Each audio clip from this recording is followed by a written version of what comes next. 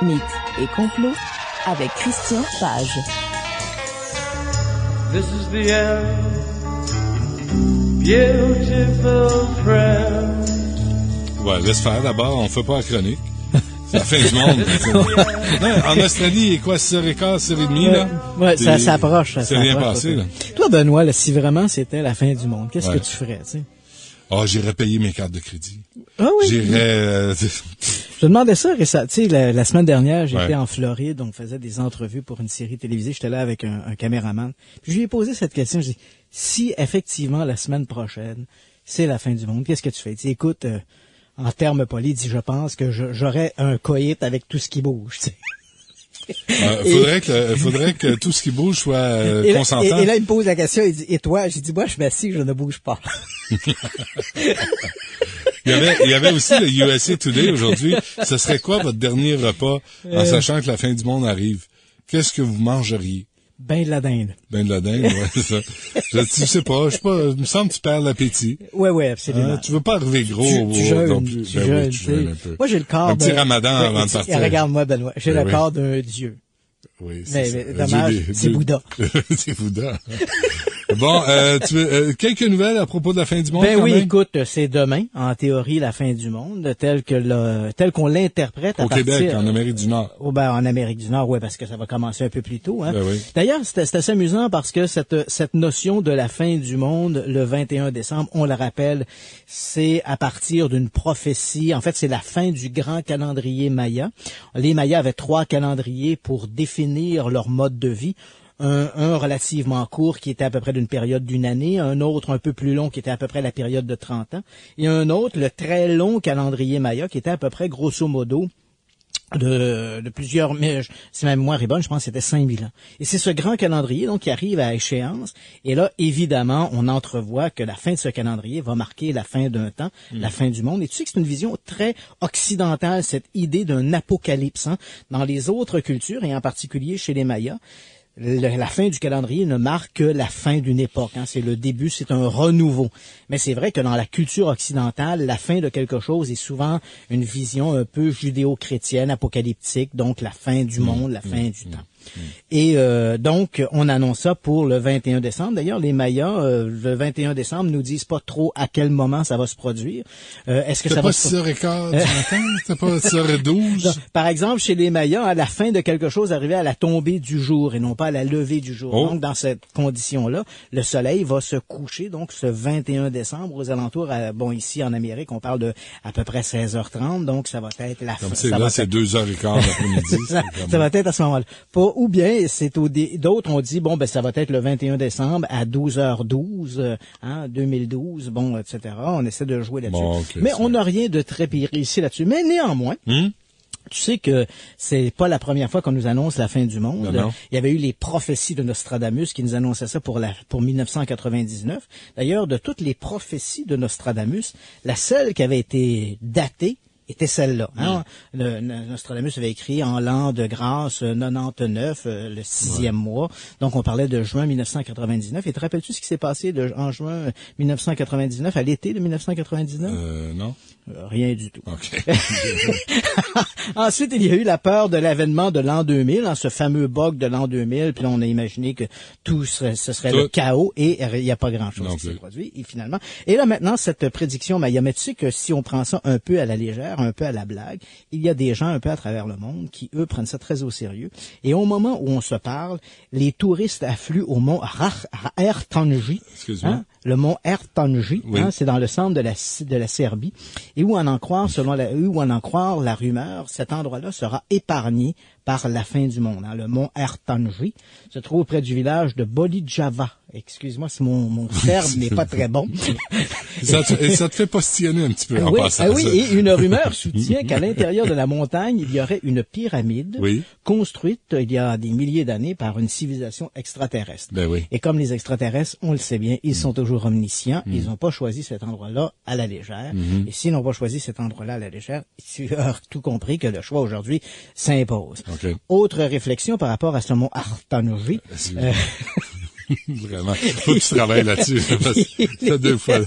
Il est devenu le Saint Graal des amateurs d'Apocalypse. Oui. Après notamment que Arthur C. Clarke, l'auteur de l'Odyssée 2001 et père un peu des satellites artificiels, ait parlé de cet endroit-là dans sa fameuse série documentaire Mysterious World, parce qu'il n'a pas écrit que des romans, il a écrit des ouvrages scientifiques, il a fait également des séries documentaires. Et à l'époque, Arthur C. Clarke avait qualifié cet endroit-là de Navel of the World, le nombril du monde.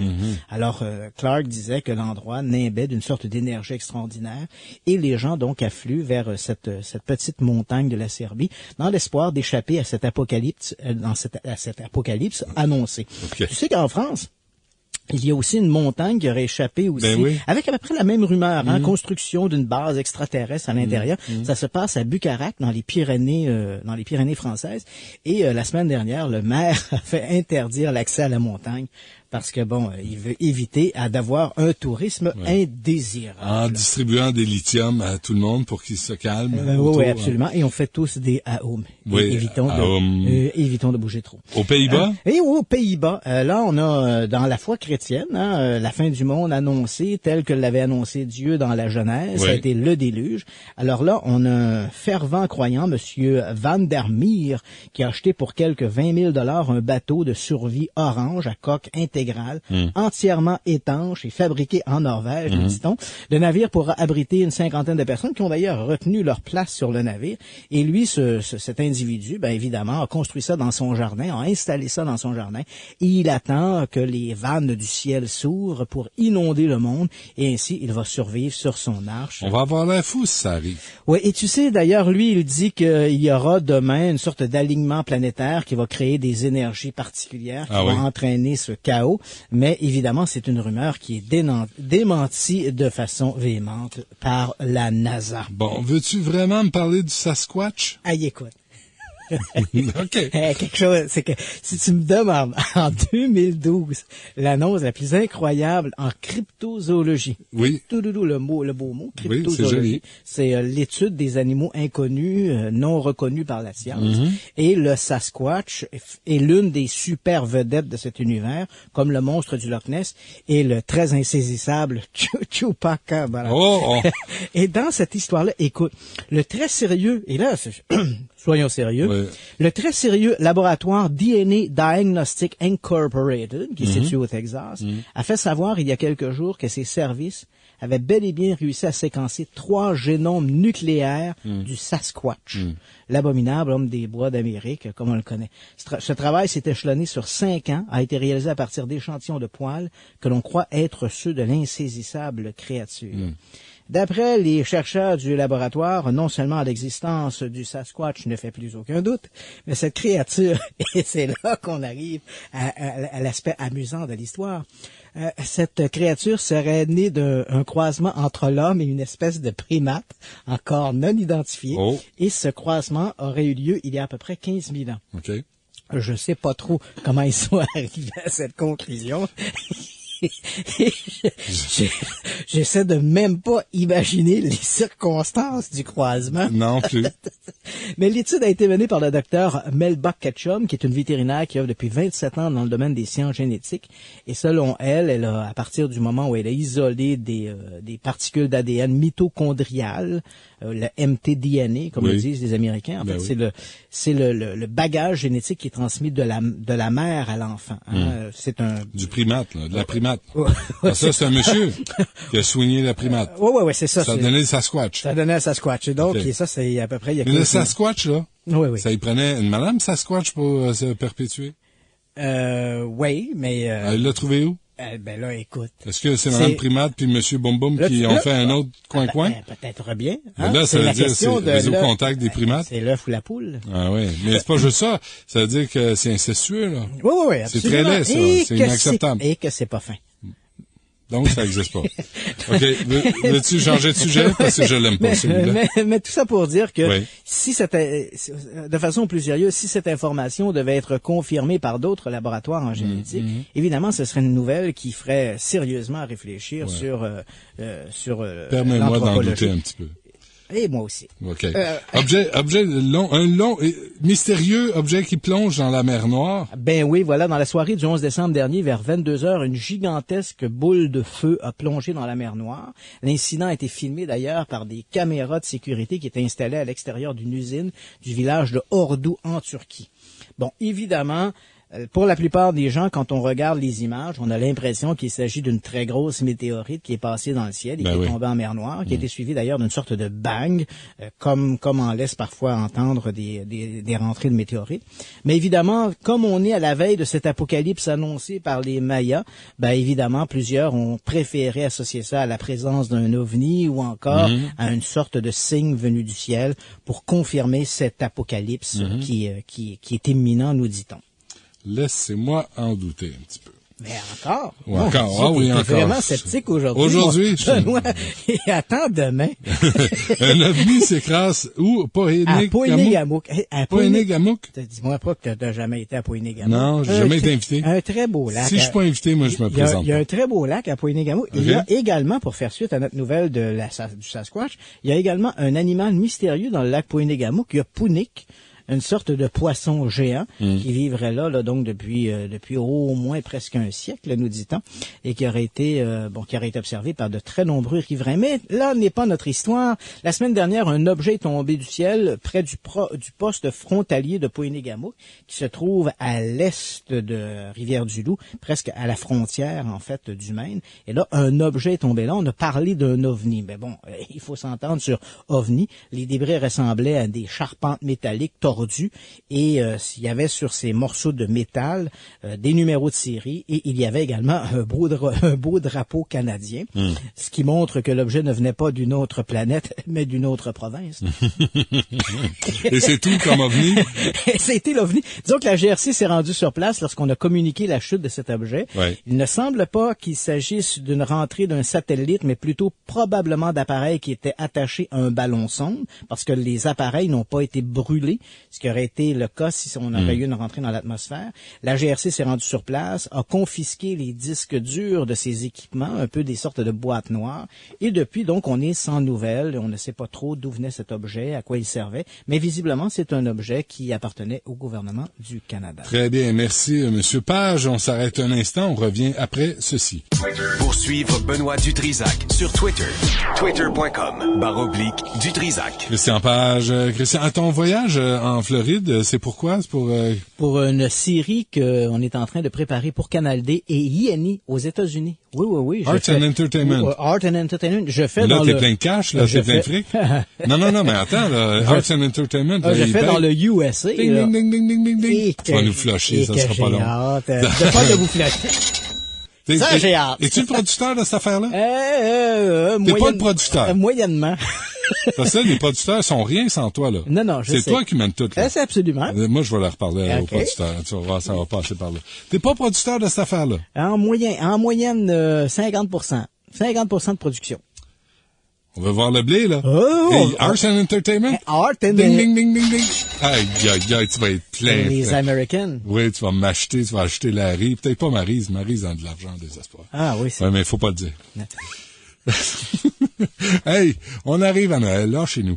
Chupacabra, est-ce qu'il va être de retour? Parce que tu sais que c'est notre animal favori. Écoute, j'ai choisi cette nouvelle-là spécialement pour toi. J'ai dit, à la veille de Noël, comme ça, je te fais un cadeau. Voilà donc depuis 2 semaines, un animal inconnu s'en prend au cheptel de Shelby County.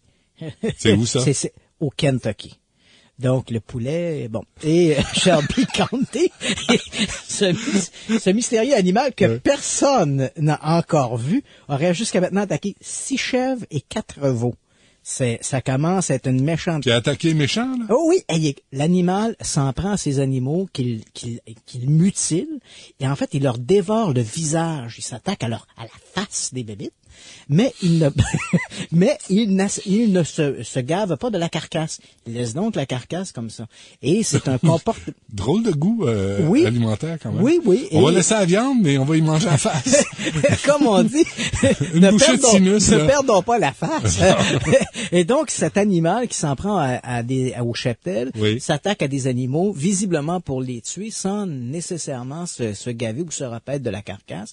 Et ce comportement est assez inhabituel. C'est un psychopathe. Donc, quasiment. Donc, plusieurs croient à ce moment-là, on essaie d'imaginer, on a accusé des loups, est-ce qu'il pourrait s'agir d'un coyote? Parce qu'il faut dire que près de l'endroit où on a trouvé certains de ces animaux mutilés, des gens affirment avoir trouvé également des empreintes de ce qui semble être un canidé. Mais le problème, c'est qu'on ne sait pas si un canidé, un chien, un loup, et un molosse. On n'est pas sûr si les carcasses ont été visitées après par des loups ou des chiens, des chiens sauvages, ou est-ce que le mutilateur est lui-même un canidé, puisque jusqu'à maintenant, il n'y a eu aucun témoin de ces mystérieuses attaques.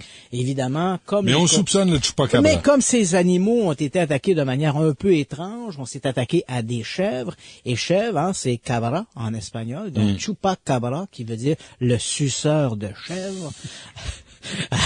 Alors, inutile de te dire on va s'abstenir. Que le mot de chupacabra a été mentionné dans la presse locale. Est-ce qu'il pourrait s'agir du retour de la mythique C'est ce qui va arriver, Christian. Tu sais ce qui va arriver pendant les fêtes? Oui. Les gens là autour de la table, là, à un moment donné, pendant les fêtes, il y en a un qui va...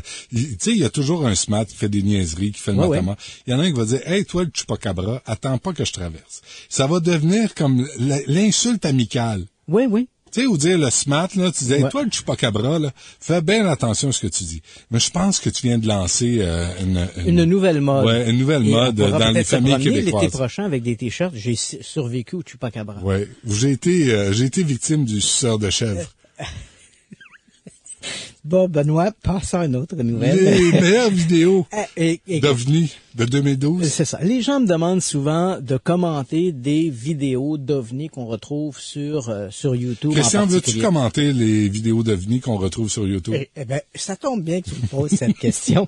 Il y a quelques jours, le site Latest UFO Sightings, qui est un site relativement populaire auprès des amateurs d'OVNI parce qu'on met en ligne les plus récentes observations rapportées. Donc, ce fameux site, le Latest UFO Sightings, ont mis en ligne une sorte de collage, un montage des meilleures vidéos de l'année 2012.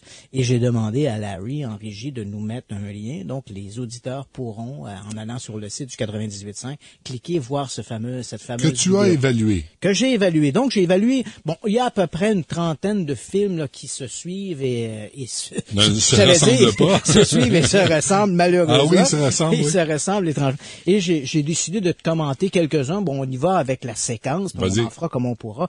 Donc, la première séquence est un film qui a été tourné le 16 octobre 2012 dans le comté de Pike, au Kentucky.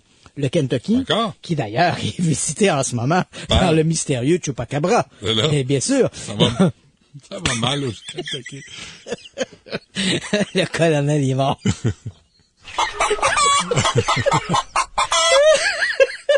Donc, le 16 octobre 2012, excusez-nous, un astronome amateur, Alan Epling, qui s'adonnait à son passe-temps favori, a filmé, en fait, photographié et filmé un objet mystérieux de manière diurne. On parle dans un beau ciel bleu. Il a filmé donc ce mystérieux objet qui ressemble à une sorte de cigare blanchâtre dont on voit sur les images. L'objet se trouve à peu près, lui, il l'a évalué à peu près à 100 000 pieds d'altitude.